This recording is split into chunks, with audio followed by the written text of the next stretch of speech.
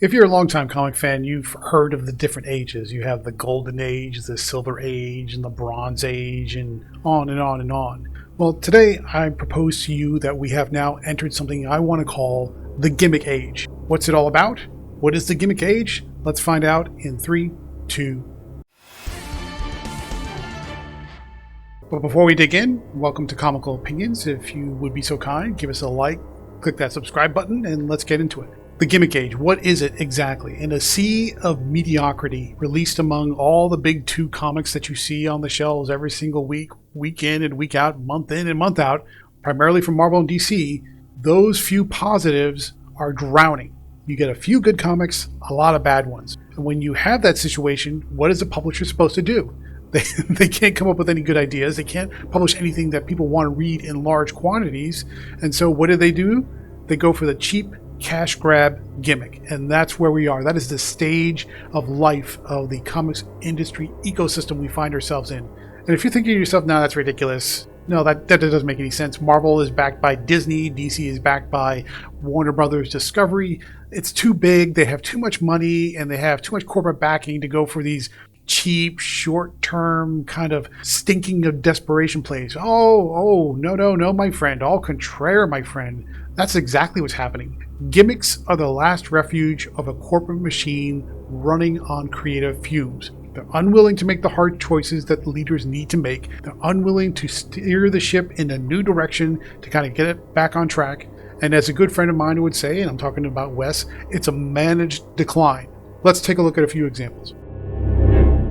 Starting with Exhibit A for what we call the Gimmick Age, and it's really hot off the press. This is a really up-to-the-minute controversy that we're talking about here. In this week's release from Marvel of Marvel Knights, which is a return to that imprint spearheaded by Joe Quesada, The World to Come #1. This joint story between Christopher Priest, who is the writer, imagines a world in a decline after multiple wars and a water shortage and some other geopolitical stuff that's going on where you were just teased at and hinted at, but you don't get the full picture. It's a Christopher Priest comic. Get used to not having the full picture or even the story being told in a straight line, but that's a topic for another day. We have an elderly Black Panther who finds himself embroiled in conflict as his adult son wants the throne through deadly ritual combat. The issue, written in Priest's signature non-linear style, is enough to give you a headache, but the real shocker is not the contents of the comic as a whole, but the last page reveal. And this is a spoiler. If you don't want to know, skip ahead. Just pause for like maybe 20, 30 seconds and then keep going. But if you don't want to know, cover your ears. Ready? Okay. The spoiler is the son that's fighting him, who is masked throughout the entire issue, takes off his mask at the last page after he's basically beaten his father, and he's revealed to be a white man with blonde hair. So yes, we have the Ryan Gosling as Black Panther meme come to life. It's all shock. Is there a reason behind it? We don't know because it's not explained in the first issue, but there's a pretty good bet. We'll find out in subsequent issues, and maybe there'll be some sense to it. Again, this is written by Christopher Priest. Not everything's going to make sense. That sort of comes with the territory. In the letters page, editor Nick Lowe... Oh, yeah. Spoiler off.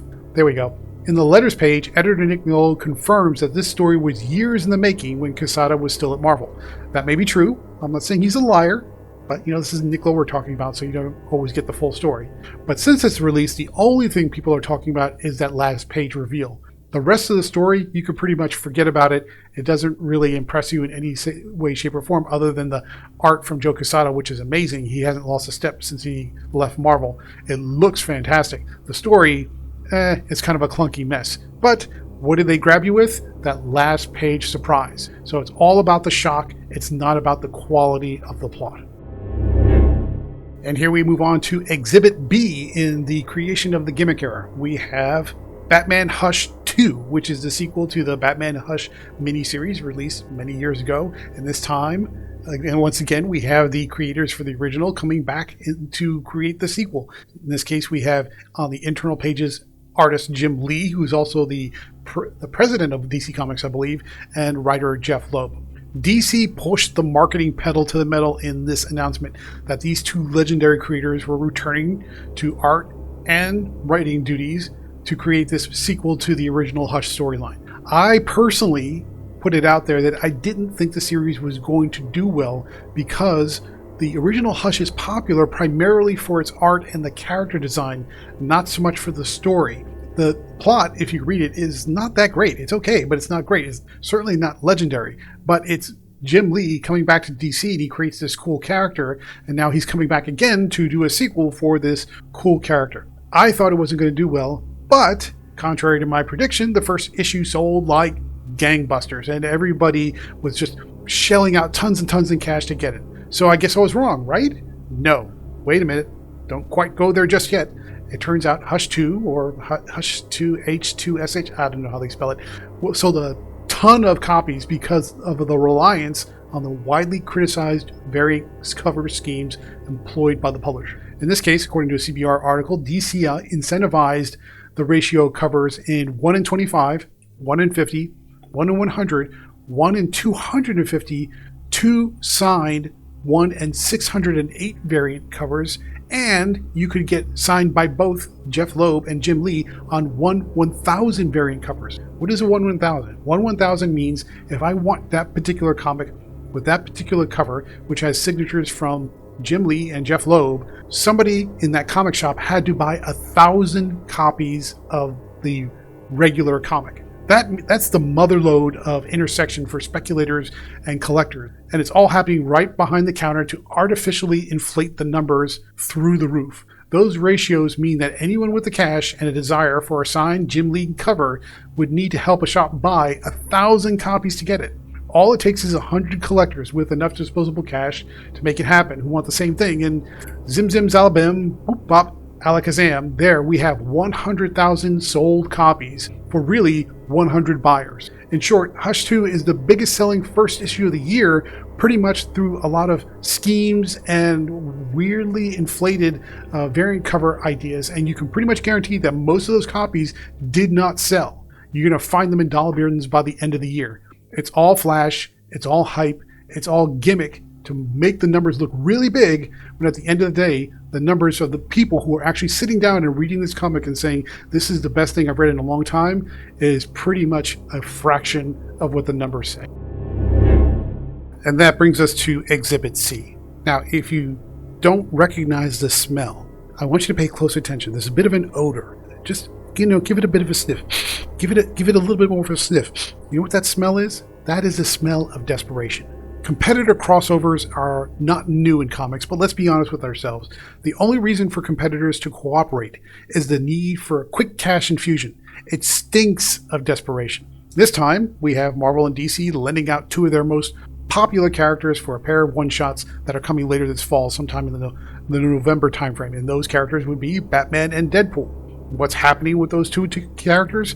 You're going to get a team of creators at Marvel and at DC. They're each going to do a one-shot containing both of those characters, and let's see how that turns out.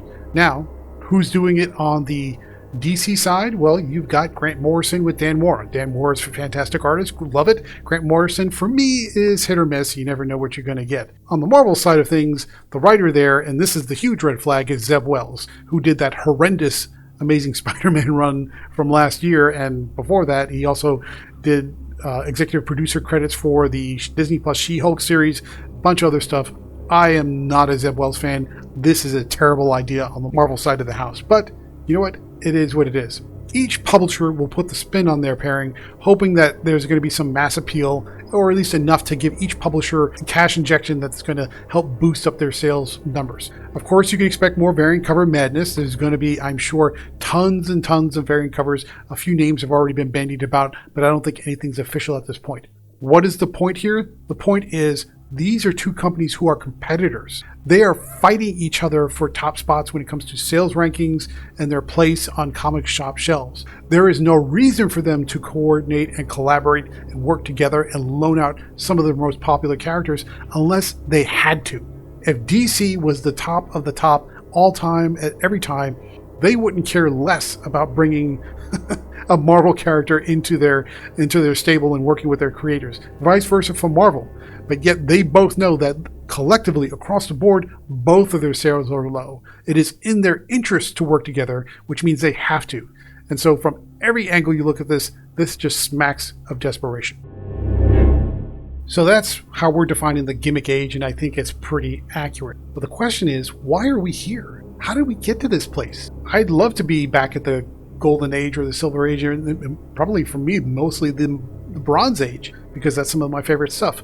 But nobody wants to be in the gimmick age. But we're here. Why are we here? We're here because the hits from Marvel and DC Comics are greatly outweighed by the misses. The problems are across the board. There's all kinds of problems at every level, from distribution to marketing to the basically the how they hire people, how editorial runs things, how they're dealing with the money.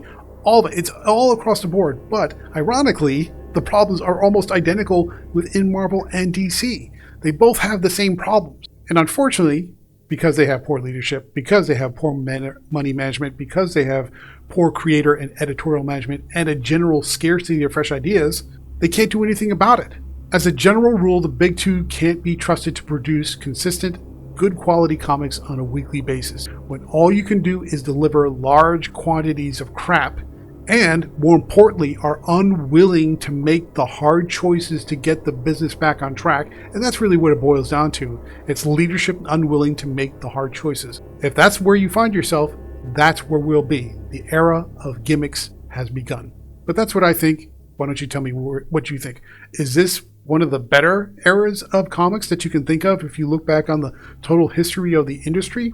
Am I making a mountain out of a molehill with these examples, and there's too much good stuff to kind of get bogged down by all this negativity? I don't mean to be negative, but I got to see the world for what it is. But if I'm wrong, I want you to tell me that I'm wrong. Let me know in the comment section down below your opinion of these kind of gimmick schemes and types of surprises that are trying to get people to fork over cash without really focusing on what matters, telling great stories. Let me know in the comment section down below what you think. Also, if you thought this commentary or opinion piece was interesting, give us a like down below, and also subscribe to the channel for more. So, thank you very much for joining, and stay tuned through the outro for more comic reviews and commentary just like this one.